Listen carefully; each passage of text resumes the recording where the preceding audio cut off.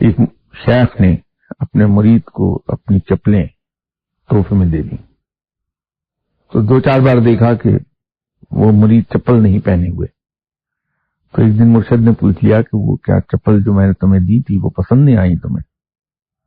تو نے پہنی نہیں ہے جبکہ میں نے تمہیں کہا تھا کہ وہ پہن لو۔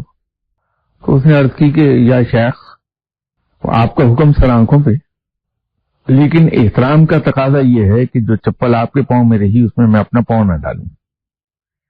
تو شیخ نے بہت مزے کی بات کہی کہ یہ بتائیں کہ حکم پہلے یا احترام؟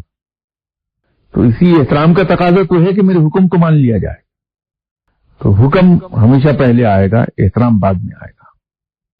تو وہ بھی ادب کے خلاف تھا کہ مرشد نے کہا کہ میری چپل تم پہن لو، تو احترام کے مارے اس کو جیب میں ڈالے پھر رہے ہیں۔ جب شیخ کے پاس ہیں آپ، شیخ کے حکم کی بات ہے، تو وہاں حکم اولیت رکھتا ہے احترام پر، کیونکہ اس حکم کا ماننا بھی احترام ہے۔ تو جو شیخ کہہ دے اس کو آنکھیں بند کر کے اس کو تسلیم کر لیجئے، کیونکہ شیخ کبھی غیر شرعی حکم نہیں دے گا، ایسے حکم نہیں دے گا جو شریعت کے برعکس ہو۔